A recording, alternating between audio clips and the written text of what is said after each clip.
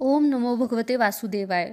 श्री सार्थ एकनाथी भागवत अध्याय 23 श्लोक 31चे निरूपण मी करत आहे.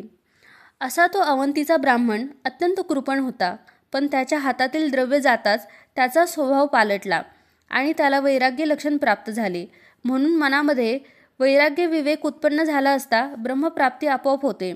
आत्मस्वरूपाची स्थिती साध्य करण्याकरिता श्रीकृष्ण उद्धवाला सांगतो, तो पूर्वी अधम ब्राह्मण होता.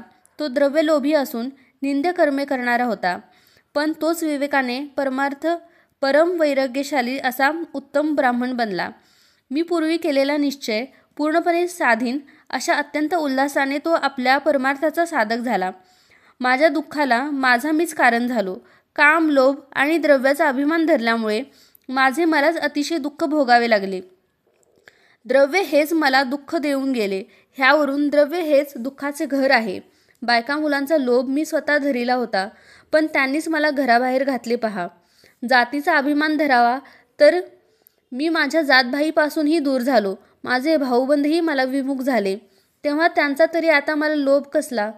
बायको, मुले, आत्पेष्ट, द्रव्य ह्या सर्वांच्या लोभाचे मुख्य कारण मलाच झालेला देहाभिमान होय. ह्या देहाभिमानालाच आता साष्टांग नमस्कार असो. बायको, मुले आणि द्रव्य ह्यांना नमस्कार असो. जातीय बांधवांना व आप्तेष्टांना नमस्कार असो. देहाभिमानाला नमस्कार असो. आता तुम्हा मला काही संबंध उरला नाही. पाणी आणि त्यात पडलेले चंद्राचे प्रतिबिंब ह्या दोघांचे राहणे एकत्र असते हे दिसून येते, पण चंद्र पाण्यापासून अगदी निराळा असतो. त्याप्रमाणे तुमच्याशी माझा आता संबंध नाही.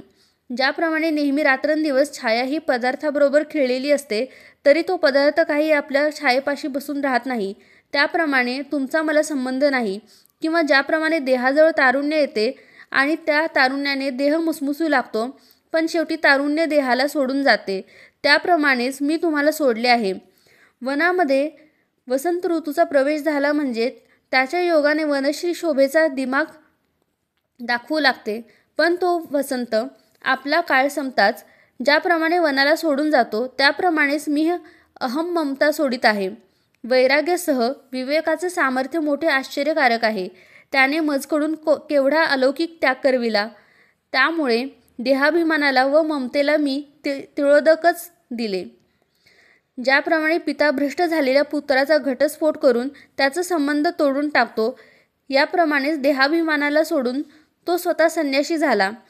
ज्याप्रमाणे फळ पिकले म्हणजे आपल्या जन्मकाळच्या देहाचा त्याग करते, देठही त्या फळाला धरीत नाही व फळ देठाला धरीत नाही, त्याप्रमाणे हा अहंतेला धरीत नाही व अहंता लाजून ह्याच्यापाशी येत नाही.